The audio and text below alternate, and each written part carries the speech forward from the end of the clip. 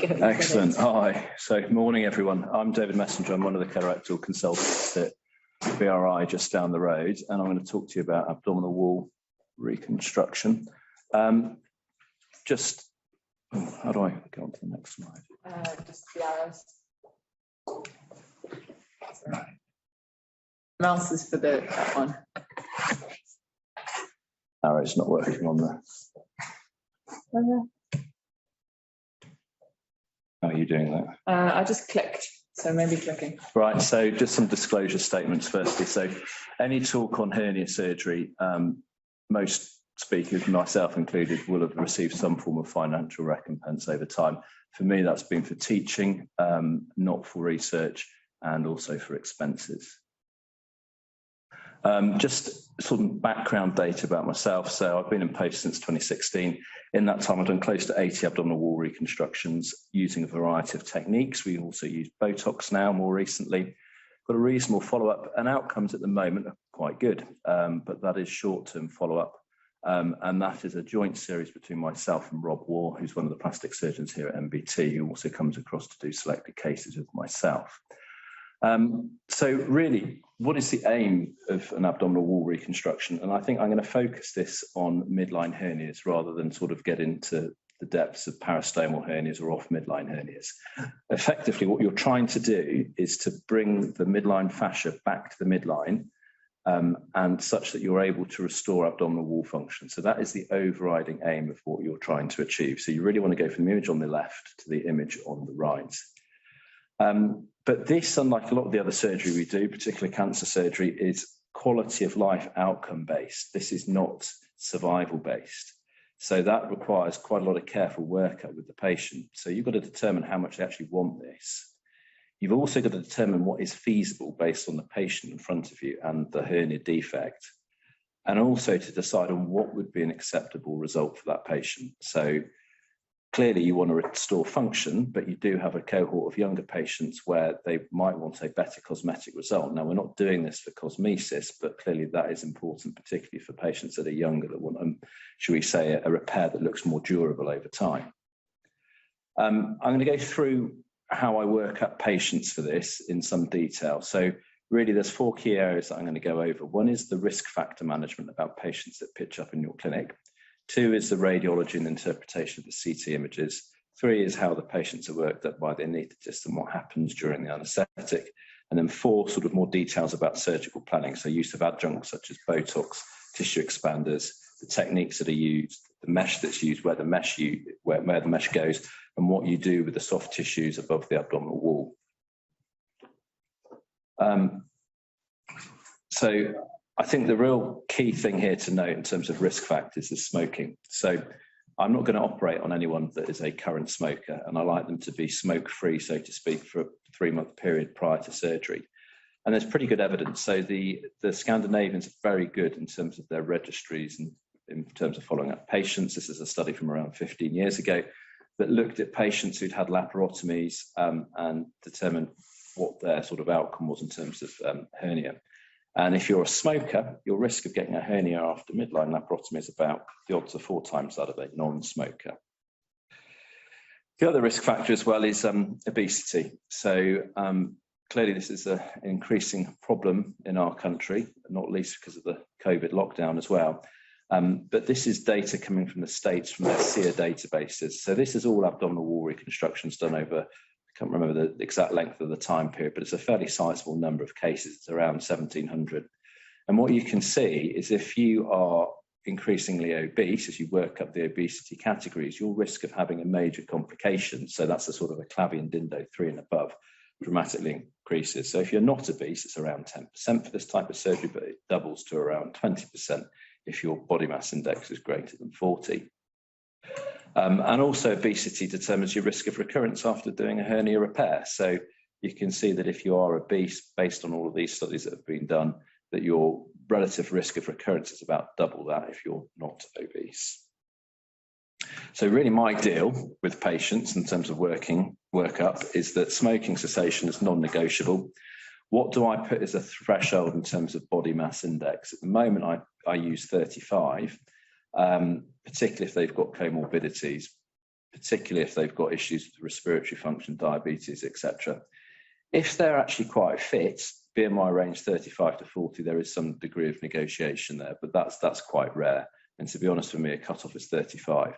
And what I would say about obesity is that it does have a significant effect, because if patients lose weight and they buy into the idea of losing weight before the surgery and they lose a significant amount, it does change the abdominal wall compliance and it makes the surgery easier, not least because it also reduces the risk of complications afterwards.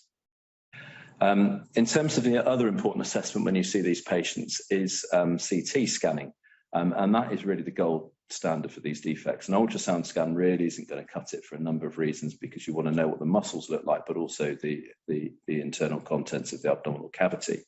So in my eyes, that's the gold standard. Some people might use MRI scan. If you can interpret that, that's fine. But in sort of practical purposes, a CT scan is really the way forward.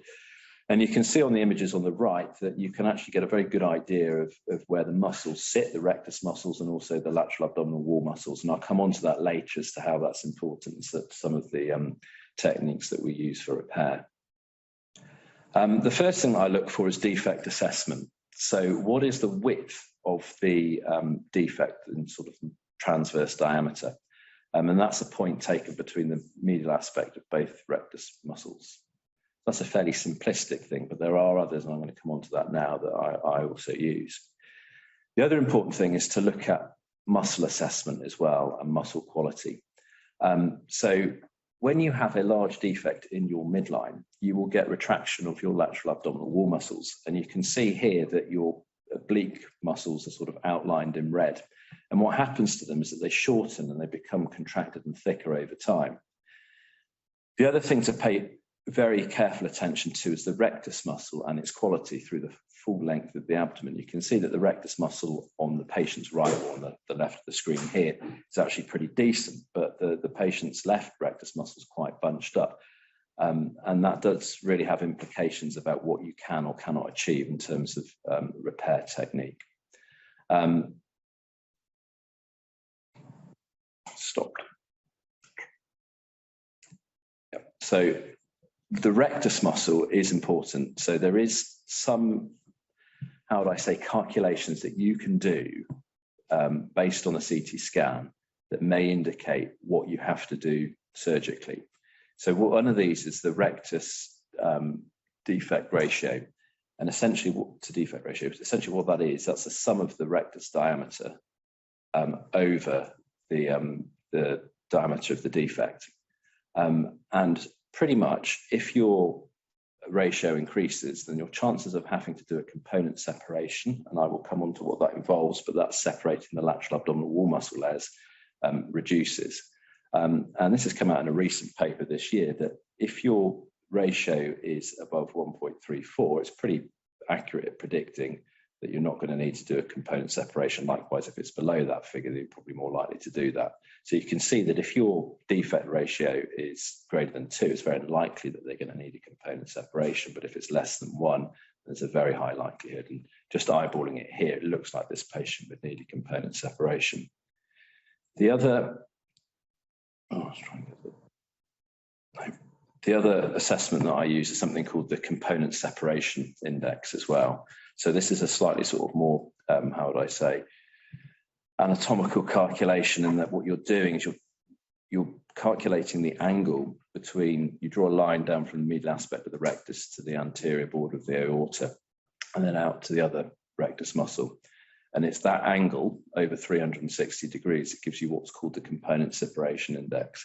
And if that values are above 0.15, there's a very good chance there that you're going to end up having to do a component separation on the patient. So these are based off reasonably small series of several hundred patients, but they are useful tools, and no one index is going to tell you your chances of what you need to do before you do the surgery, but it gives you a very good idea of what's involved, and that obviously helps inform what you need to tell the patient.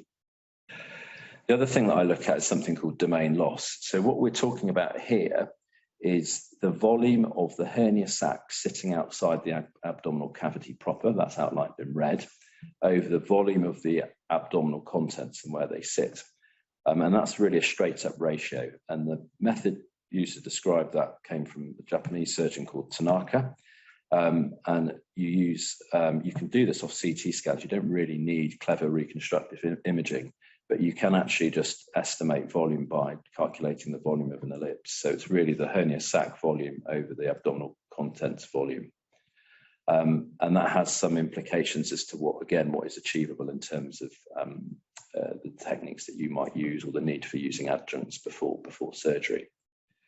CT is also important for looking at other hernia that's going on as well. So in this case, you've got a patient that's previously has a stoma, and there's a defect in the midline. There's also an off midline defect as well. So you don't always see that if you don't CT. So that's a really important thing. And also if there's smaller defects elsewhere along the midline. It also tells you a little bit more about what may or may not have happened previously. So a lot of patients, they get issues with complications from hernia repairs done sometime previously.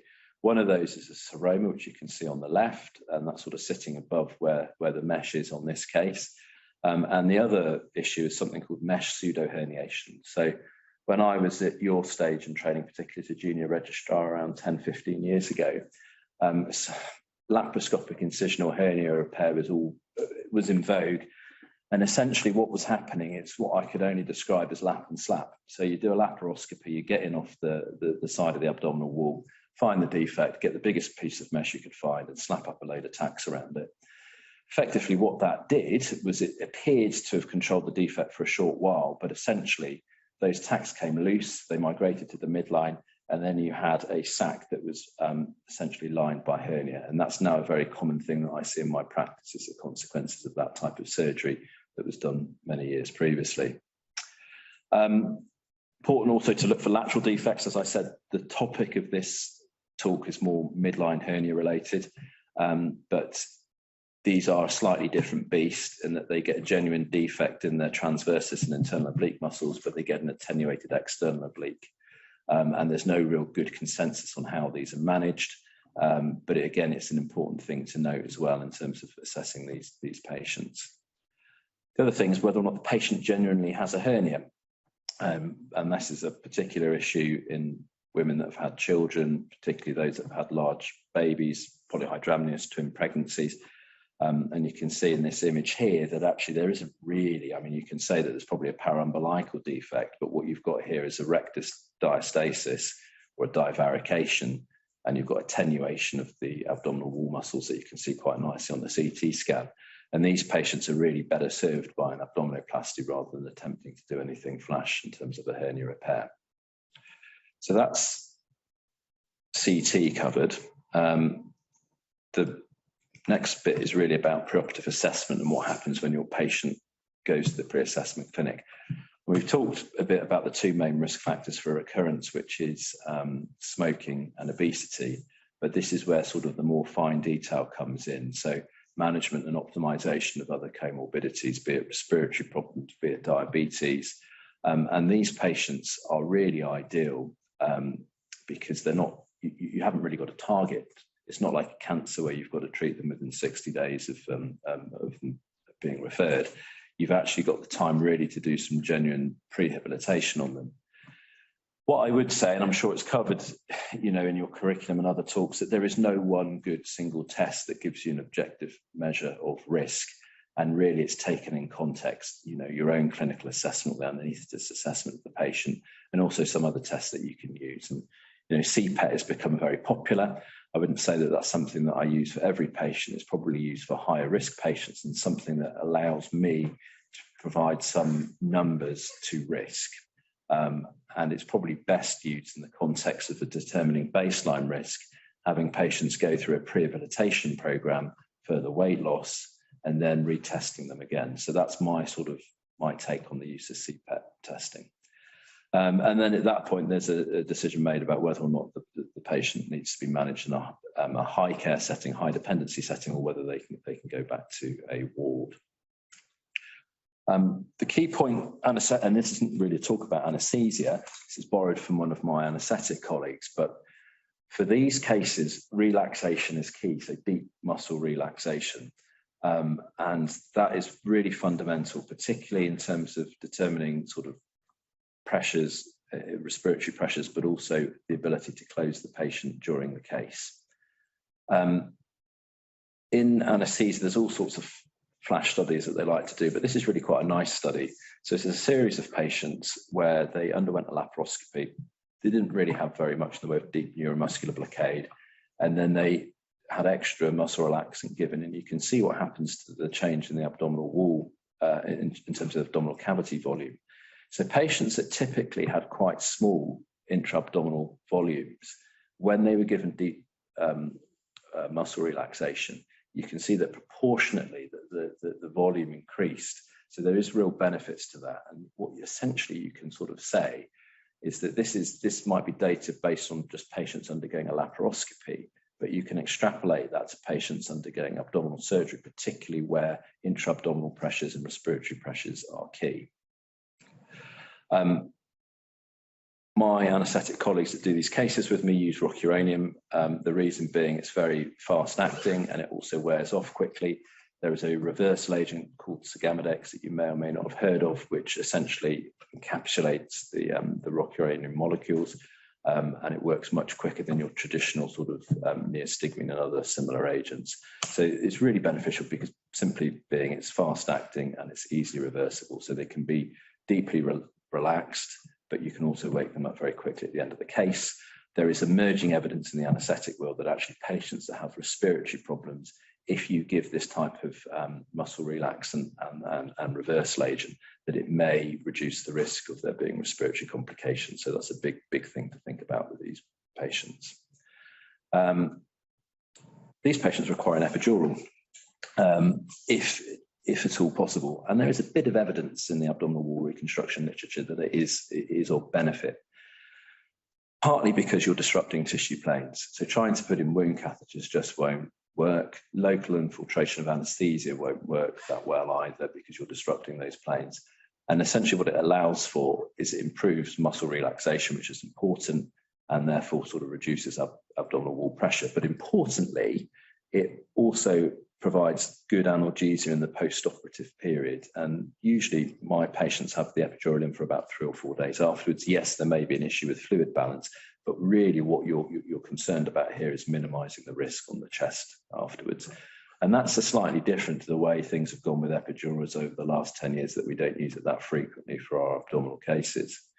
But in terms of evidence base in the abdominal wall reconstruction literature, there is some evidence, and these are again not large series, that it may reduce some of the surgical and the medical complications, particularly the respiratory complications, and possibly reduce the risk of infection. So it's not strong evidence, but it's something that I prefer. Now, if you cannot do an epidural, it's difficult, then if your anaesthetist is appropriately skilled, they may be able to do sort of erector spinae blocks, that type of thing, but that is very, very much sort of, there's not very much in the way of evidence or good data suggesting their effectiveness. So my view is that these patients need an epidural.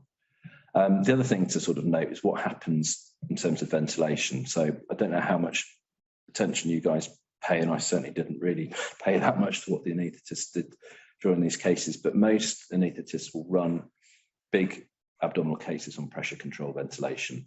And what that means is it's not fixed tidal volume. It allows some variation in the tidal volume, and it's effectively sort of lung protective in a way. The volume control setting is helpful, and I'll come on to that in the next slide, in that one of the key things to look at is what's happening in terms of ventilatory pressures. So if you switch onto volume control ventilation, you can actually calculate the peak inspiratory pressure and plateau pressures, and the plateau pressure is essentially doing an expiration hold and working out what the pressure is. And that's really important because you want to know what the baseline pressure is in the patient before you start surgery. Because if you are reconstructing their abdomen, putting the fascia to the midline, you'll increase the intra-abdominal pressure. There's some pretty good evidence now from large series of reconstructions in the States that if that plateau pressure increases beyond 6, then you're going to struggle in terms of ventilation complications afterwards. What you really want to avoid is a peak inspiratory pressure that goes much above 30, because then you are going to struggle. Ideally you want your patients to be extubated afterwards, but they will struggle with ventilation in the post-operative period, and you do run the risk of them going into type 2 respiratory failure afterwards, and then the need and the consequences of what that involves with, prolonged weans, tracheostomies, etc. So this is partly where adjuncts come in as well. So what can you do to relax the muscles before the surgery to facilitate midline closure? Because that's essentially your aim. There's three big things. There's Botox, progressive pneumoperitoneum, and the use of tissue expanders. I'm going to focus on Botox because I don't really have any experience of the other two. And also Botox has got CCG approval in this region for abdominal wall reconstruction, both for MBT and UHPW cases. And in terms of the criteria that are used for Botox, is if the defect diameter is greater than 10% or the loss of the domain is greater than 20%, irrespective of that defect diameter. Progressive pneumoperitoneum is probably good for cases which have really much larger loss of domain. And effectively what that involves is inserting a Tenkov catheter into the patient and then sequentially inflating their abdomen with air, usually about 500 mils per day over a period of 2 weeks. That is not without risk. That should really be done in conjunction with Botox because that can improve the effect of Botox. But what we're doing there is increasing the intra-abdominal pressure, and they do run the risk of getting problems with deep venous thrombosis and pulmonary emboli. Tissue expanders is very much the domain of plastic surgery, and they're expensive. I'm really sorry to interrupt. There's something going on with the sound, and we can't really hear you. There's a lot of interference. Right. Is that better if I come a bit closer? Can you hear me now? No, it sounds like there's the speakers sort of gone off. Has that been recent or? Yes, in the last sort of 30 seconds. If we do this one, go on to mine, maybe. Does that work? Oh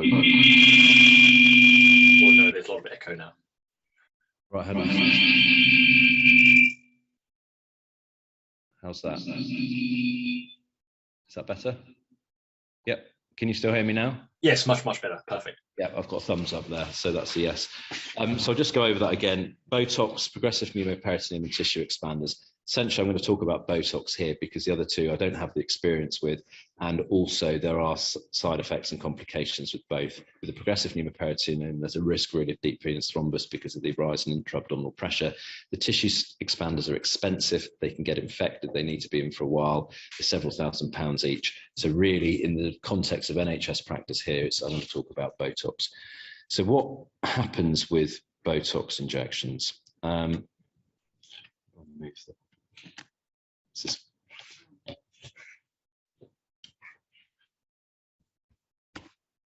Right, technique. Essentially, this is done 3 to 4 weeks before the patient has their reconstruction.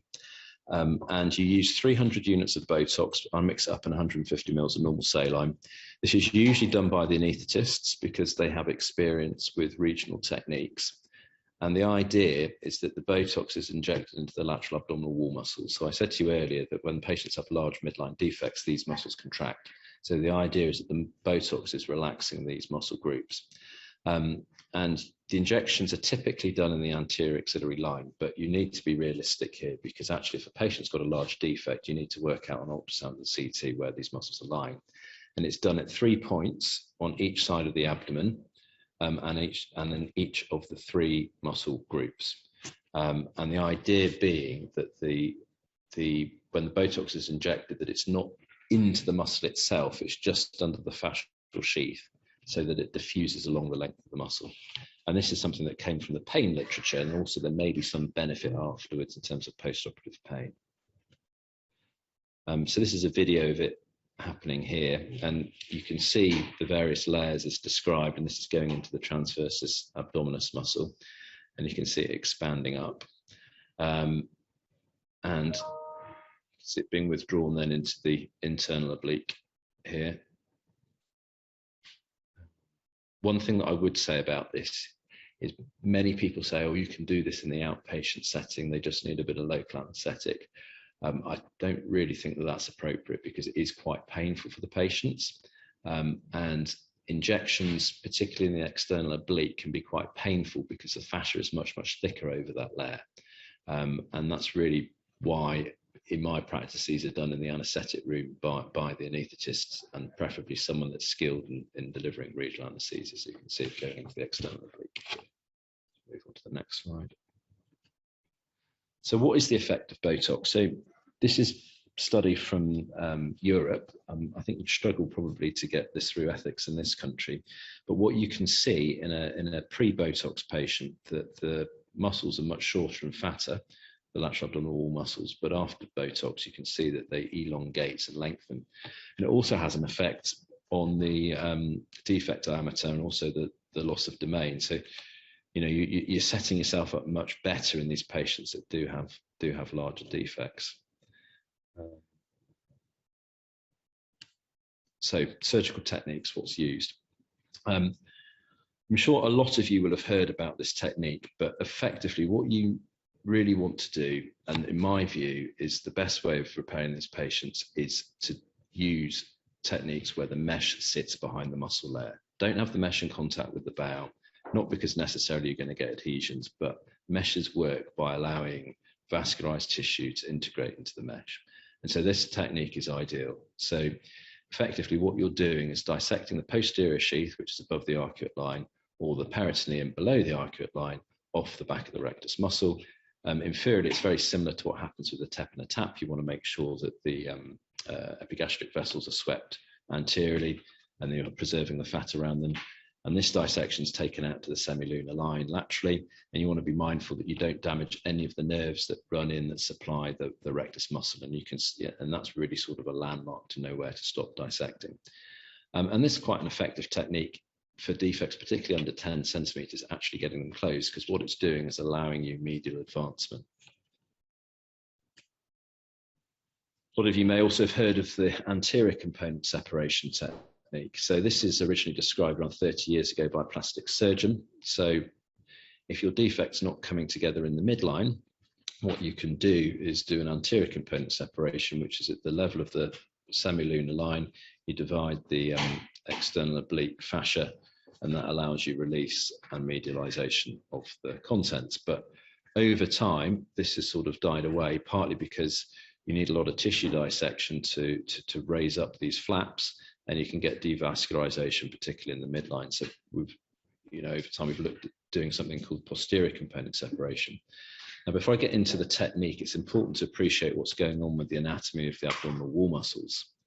So if you take away the rectus muscles, so if you were to take them away completely and you were to look at the patient and you would just be seeing in front of you the posterior sheath more superiorly and the peritoneal layer inferiorly, at the very most superior aspect, the fibers of the transversus abdominis muscle actually cross the semilunar line, and you can see that in the top left of the picture.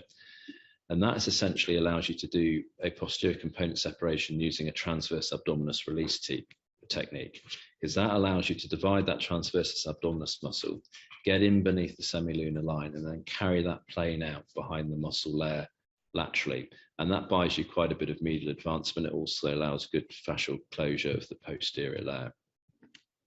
And that's essentially what it looks like. So that's what I'm describing to you. So in the image on the left, which is the sort of caudal end, you can see the transversus abdominis being released, and that transversus abdominis is reflected anteriorly, and you continue that plane out laterally.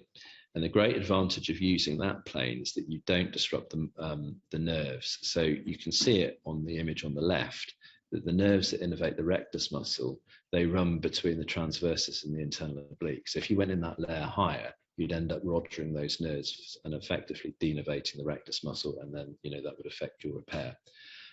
So what it looks like when you've done it is pretty much the image on the right. And as you go beyond the semilunar line and you keep working in that plane, you'll come onto sort of pre-peritoneum transversalis fascia, but it also allows you to take it really far back round, almost towards the lumbar level as well. So in a way, what you're doing is dissecting in a extraperitoneal plane that you might use for, say, doing things like kidney transplants. So that's probably my favorite technique at the current time. There is some differences in the amount of advancement that you get with the various techniques. So with the Reeve stopper technique on sort of both sides, you'll probably get advancement of around 4 centimeters, 4 to 5 centimeters. So that's why I say that that allows you to repair 10 centimeter defects using that technique, assuming their rectus muscles are fairly decent.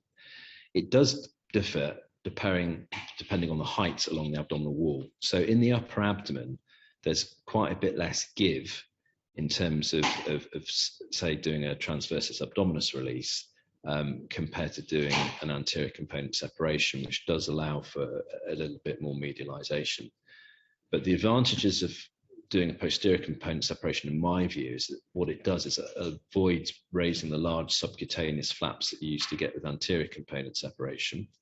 You get a much larger space for mesh overlap. So typically when component separations anteriors were done before, you get this flank bulge, and you don't get that because the mesh is covering in that area behind the muscle there. And it's useful for when you've got concomitant hernias or lateral hernias that you get wide mesh coverage. Anterior component separation I will still use. I would say it's technically easier to perform because it's a lot more fiddly to do the dissection for a posterior component. But it is much better, I find, for superior defects in the epigastrium. You get much better advancement of the anterior fascia. What mesh to use? So before we sort of go into details about mesh, what I would say about mesh, when people, and you will have heard this from surgeons, that they say, oh, the mesh failed, it was a bad mesh. That, there's been the odd occasion where there's been a bad mesh on the market, but most of these go through fairly strict testing. And actually, it's not a failure of mesh if something goes wrong with your hernia repair. It's either a failure of your technique or it's a failure of your patient selection. So, they're not magic. It's not something you can wave at the patient and it will just make their hernia go away. They've got to be used in the correct place and in the correct context. So context is key, really.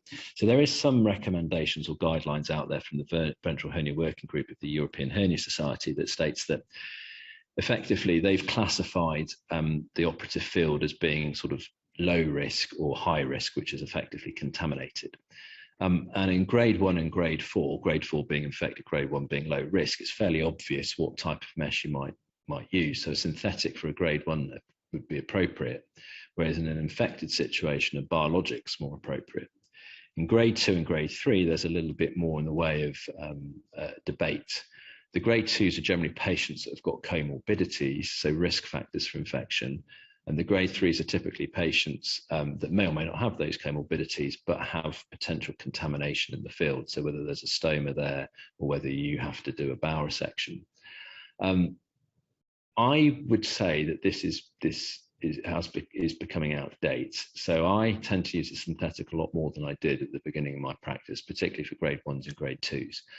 Not brave enough yet to use it exclusively for grade 3s, and there may be a role for biosynthetic meshes in this role. So that's a sort of a mixture of a biologic and a synthetic. The differences between the two is that the synthetic is more permanent. Theoretically, the biologic meshes can dissolve over time and the tensile strength is reduced. So you do need to be a little bit careful in your choice. And the biologics, they're not resistant to infection, but if you get an infection in the synthetic mesh, that's really a disaster, whereas you can use biologic meshes more in contaminated fields. And that also ups your risk of recurrence as well. So if you're doing low risk cases, your risk of recurrence is quoted at around 5%. If you're doing infected cases, the recurrence risk is up at 25%. So you've got to kind of think carefully about what you're doing. And actually what I said about the use of synthetics and biologics has been a recent sort of meeting of minds, so to speak, to determine what is the evidence for the use of biological biosynthetics and abdominal wall reconstruction. And the answer being that, well, the cumulative data there doesn't really support the use of biologic mesh under contaminated conditions, that it's any better than synthetic mesh. I mean, I think that's a brave statement looking at the grade 4 cases, but I think for certainly the grade 2 and the grade 3s, I certainly don't think there's any superiority. Mesh location, I think it's important that we know what we're talking about where the mesh is going. It's a little bit faded, but this is from a paper that came out last year in the British Journal of Surgery that basically was a consensus statement of mesh location.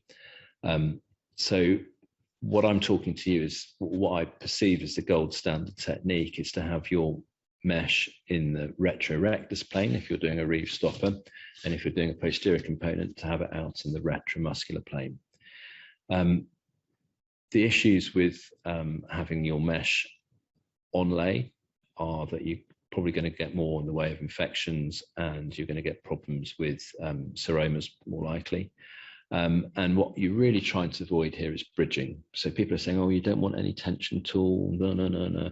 Just bridge it and leave the defect in the middle. Well, if you bridge with a mesh, eventually over time, what you will get is a hernia, much in the same way that I showed you with the old laparoscopic repairs, that will be lined by the mesh. Now, sometimes I do accept that in cases where the defects are very large, it is really difficult to get closure, and you may have to accept a degree of bridging, but that's in the context of you having a large piece of mesh which has got wide overlap in the retromuscular plane. So it's not always possible to avoid bridging, but you should try and avoid it if at all possible.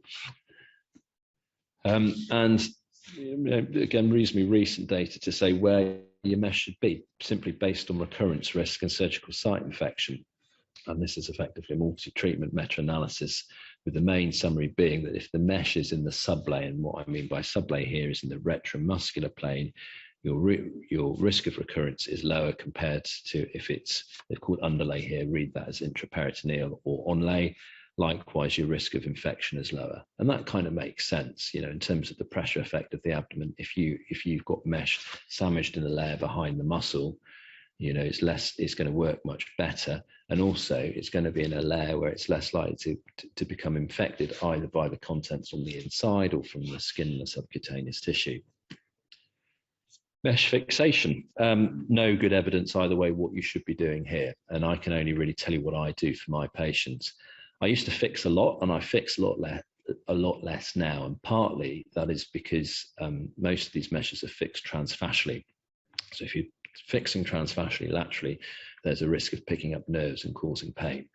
So what I do is I fix for definite at the most superior aspect and inferior aspect, making sure that I've got wide mesh overlap that goes over the bladder inferiorly and up underneath the ribs superiorly. And then I will do 2 lateral fixation sutures. I used to do a lot more, but I've moved away from that. And when you're fixing the mesh in, particularly if you're using transfascial sutures, what I try and do is ensure that my entry through the muscle layer is more lateral than my entry through the mesh layer. So what I don't want is a situation where I've picked up too medially through the muscles that I can't get it closed together. So that's an important concept, but also it allows a little bit of tension on the mesh. This idea of having a rucked up folded mesh is not good, because you will get seromas forming there. So you want some tension on the mesh, you don't want too much, but enough that you're not going to have a rucked up rolled mesh where you're going to run into difficulties. The other important point to note about using meshes is what happens in the post-operative period. These patients, you're doing a lot of dissection, they get quite a profound inflammatory response, and that's just from the surgical dissection that you're doing. If you put a mesh in there, they will get an inflammatory response to it. Now, that inflammatory response is much greater with a biologic mesh than it is with the synthetic mesh. Now, this comes from my own personal data, and I can't say that the size of the synthetics and the biologics used were equal in both cases, but what you can see there is a substantial difference in the post-op CRP. And these are for patients that didn't have any complications. So you can see that patients by day 3 have got a CRP rise of 250, 300. And in any other situation following abdominal surgery or bowel resection, you'd be panicking and doing CT scans. But it's a really important point to make that actually you don't need to be rushing in on these patients, and actually they can be quite difficult to assess, and you have to assess them in the context of what's going on elsewhere. This is something I didn't know about until I started doing this type of surgery, is Hugo zones. This is not going to crop up in your exams either, but it's to do with the vascular supply to your abdominal wall. I've not talked very much about plastic surgical involvement, but plastic surgeons, particularly truncal surgeons, know this inside out. And put simply, your abdominal wall superficial tissues can be divided into 3 zones. You've got zone 1, which runs off the deep epigastrics. You've got zone 2, which is coming off the iliac vessels. And then you've got zone 3, which is effectively supplied by the lumbar branches. And you've got a sort of a zone of safety really where you can dissect, and that's the zone of safety where plastic surgeons do their abdominoplasties or fleur-de-lis abdominoplasty. And you've got to be mindful of this, because particularly if you're doing anterior component separation, you are going to disrupt the blood supply in zone 1, and you will get necrosis. So you can't simply just close the skin together. You actually have to dissect back and take back devascularized tissue, and that's really important. Now, I don't recommend that in every case that you need to do a formal abdominoplasty, a really nice fleur-de-lis, but you do need to be mindful of the quality of the skin that's left behind, and making sure that you're suturing together well vascularized skin. In your younger, fitter patients, they may, particularly those with a pannus or a lower abdominal defect, they may benefit from a sort of a typical abdominoplasty. But be mindful here that if you've got the patients that have got comorbidities, the diabetes, the obesity, and you do a concomitant, termed a paniculectomy here in the States, at least 25% will run into wound problems. So that's where the conversation around what is acceptable to the patient afterwards comes into play. So that's a very important point to make. Does it reduce the risk of getting seroma formation? Now, most plastic surgeons believe that it probably does, but the evidence base around that is not strong. Not really talked about the use of binders and drains. Generally speaking, I do use drains, and I do like the outputs to reduce over the course of sort of the week after surgery. But again, there's not a lot of evidence that prolonged drain use or the use of binders in the post-operative phase reduces the risk of seroma formation. I mean, I'm an advocate of binders, but not for that. I find that it provides truncal stability for the patient in the weeks following surgery, particularly if they're doing activity. And I'll say to them, look, I think you need to wear this for 6 weeks if you're up and about doing things, just really for that period where the abdominal wall remodels. Briefly on consent mesh, I don't really need to say much more in this city about how sensitive a subject that is, but also, quality of life surgery in general, consent's very important. It's a continuous process. It's not on the day of surgery. This is something that happens over time. Often your consultations, you're meeting patients many times, you're building up trust there. I always clearly document the risks and quantify them where I can and where it's appropriate in the notes. I always counsel them about seromas. That's one thing that does bother patients afterwards, and something that we don't reliably have a way of preventing. And then also you have to have that discussion about cosmetic results, risk of wound infection, and there's a recurrence risk as well. But what does that recurrence mean for the patient? Is that it's a complete recurrence of a large hernia, or is that just a bit of laxity and pain? And I think that's underreported as well. So that pain will last for 3 or 4 months after the surgery, and it will vary in patients, but that's probably nerve related and will dissipate over time, particularly as the abdominal wall remodels. So in summary, what I would say here is that probably more than anything, your optimization of the patient beforehand is key, and having clear sort of criteria for who you will and won't operate on. You will get much greater benefit in a patient that's bought into losing weight, that's not smoking, and they will get a better longer term result as well. From a surgical perspective, your technique is far more important than the mesh that you're using. If at all possible, obtain midline fascial closure. Use your mesh in the position behind the muscle there, because that is the best place for it to go, both in terms of reducing recurrence risk and infection. And actually, this isn't something that's done in isolation. The use of input of plastic surgical colleagues, anaesthetic colleagues, in the context almost of an MDT, although we don't have anything well defined in this region at the moment as yet, is very important. But above all, manage the patient's expectations and your own for what you can achieve. So if you're going away and doing these, this is not something where you go in with the biggest case possible. You start simpler and you build up from there. Thanks. Thank you so much. That was awesome. I think we've got some time for about 10 minutes. Yeah, so they probably can't hear me from there, but there are some questions on the chat already from Manik and Cara. Yeah. So Manik said, is there a risk of abdominal compartment syndrome in such cases? Yes. So that's why there's the I'm talking about pressures or ventilatory pressures, and that is a decision that, so surgically, effectively, what you're doing when you're closing the patient, you close your posterior layer, and this is the point at which, if I'm worried about compartment syndrome, I'm asking the anaesthetist about what the pressures are and what the change in the pressure is. And again, once the mesh is in and you've closed the anterior sheath.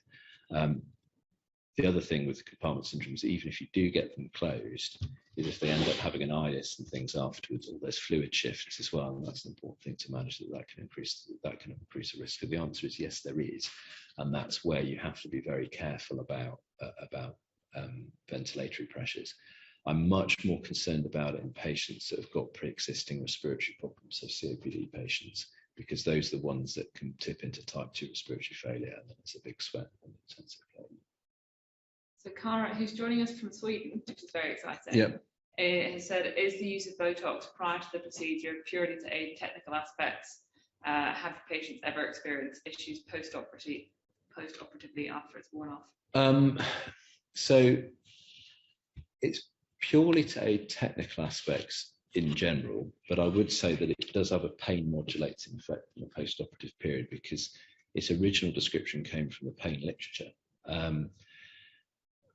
I've done probably about close to 20 now where we've Botoxed. What I would say is that it's reducing the need for component separation in those patients. So in answer to the first part, yes, it's aiding the technical aspects.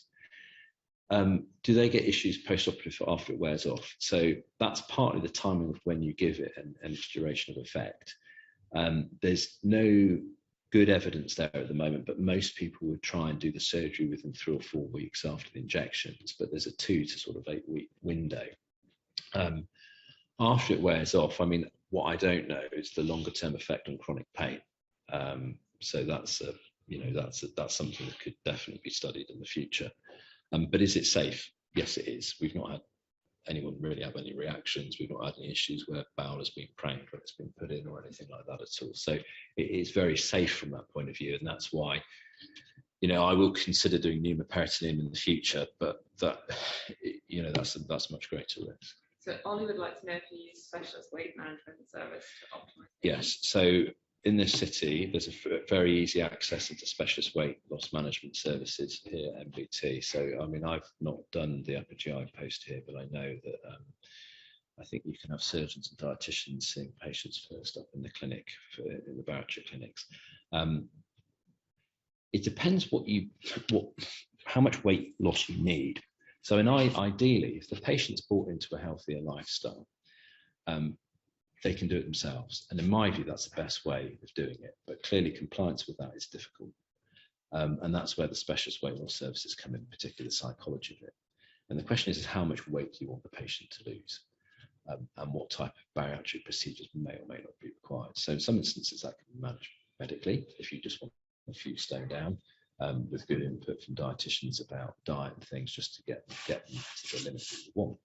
But if they're much bigger, then that's when you may think about bariatric interventions. I mean, the really big ones you can think about balloon, but I think probably the most effective bariatric procedure, and I think James Hopkins here would back me up on that, is that sleeve gastrectomy is probably very effective, because your ports for that are in the upper abdomen. You can often minimise injury of things or getting into adhesions, and that's probably the most effective bariatric procedure.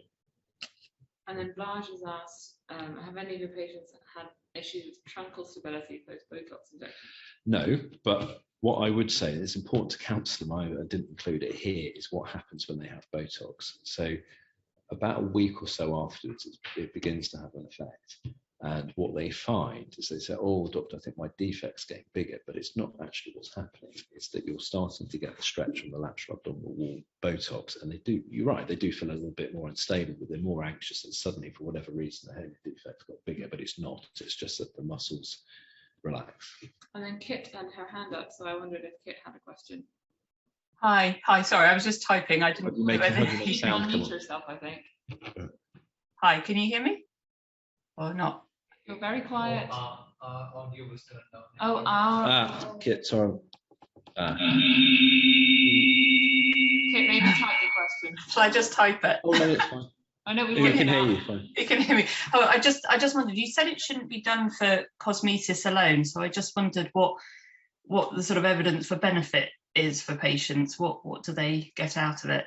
How do you mean by cosmesis alone? So you said it shouldn't be done, so just to give them a tidier abdominal wall, but presumably they get benefit in terms of function, do they, or pain? Or... Yes, I mean, I think the cohort of patients here if we're talking about large defects, and that in itself is going to cause, in terms of falling down, that in itself is going to cause problems because they can't sit up. They get back pain. It's a bit like pelvic fracture. It's an open book pelvic fracture of the abdomen. That's the way I see it. So they get back pain. They can't sit up. They get chronic pain from it. They're unlikely to obstruct from it because it's such a big defect. So that's why it's working out what the quality of life thing is for them beforehand. So are they getting genuine issue because of the hernia defect, or is it because they're 75 comorbidities? There's a bit of a bulge there. But actually, is that impacting on their quality of life? Or they're saying, well, I just don't like the look of it, and they've got all these comorbidities, but actually it's not giving them that much symptoms. That's an indication really not to do it. And then we've got another question about sort of having regional steering or MDT groups, and have you any thoughts about some centres doing small numbers of these cases? Yeah, so that's a really good point. And we do have sort of a nascent MDT. So between ourselves, NBT and the RUH, we do discuss cases in an MDT format. We're at the moment it's a discussion amongst surgeons. We're hoping to get radiology and anaesthetic input over time. The question is everyone's seeing these hernias partly because when we're doing laparotomies, the survival is better, but also patients are bigger. So you can have a specialist centre, say like here, NBT, UHBW, which do cases, but we've got good big DGHs in the region as well. RUH do a huge volume of laparotomies. Gloucester do a huge volume of laparotomies as well. So really in those centres, you need surgeons that have got an interest and dedicated to doing this as well. The question then comes, is the really complex ones, where do they go?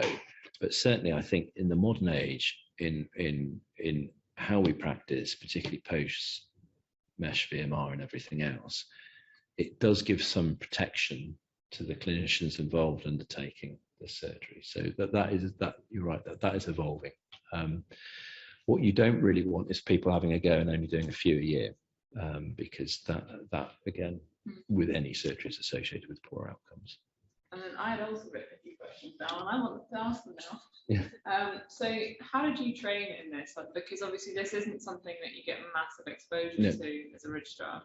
So it's literally by pure chance, and it's by where I worked. So as an SHO, I worked in Gloucester and Cheltenham, and at the time there was a surgeon called James Wheeler there, and he had a big interest in doing these cases. Some of you may know him, he now works in Cambridge. So I went through that unit and had a 6 months or a year as an SHO there, where you're starting to do the cases. I was back there for a year again with him.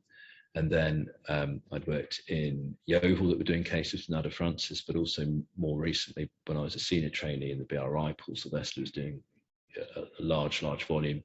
And then when I did my fellowship in Colchester, we were doing a volume as well. So I picked it up not by design, but more by who I'd worked for. And that's kind of how partly I got a consultant job. So my colleague Paul Sylvester was stepping away from major cases, and I was partly inheriting his practice. And then over time, it grew that I then got referrals from outside of the region coming in as well, and that's kind of how it's come in. Do you think this is an area for maybe sort of post-CCT fellowship? Absolutely, yeah, and I believe that I think in Exeter there's some form of post-CCT fellowship training in it. I'm not sure it's a sort of fully structured fellowship as such, but I think that it's really important because it's a big problem, and I can tell you now that at UHBW, we need another consultant in the colorectal field. We don't necessarily need someone doing cancer, but we need someone that's able to do abdo wall and IBD. And actually isn't just confined to colorectal surgeons. I think it probably works best if you have an upper GI surgeon involved, and having a good working relationship with James here, having those bariatric links is helpful as well. and obviously plastic surgical involvement. So the need is growing for obvious reasons: survival from laparotomies, patient demand, expectation. So it's a growth area.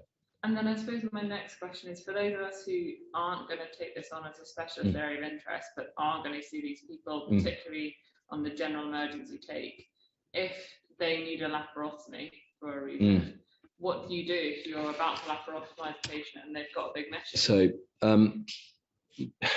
it's a context with what you're doing. So it's an emergency. You're doing something to save life or prevent significant harm.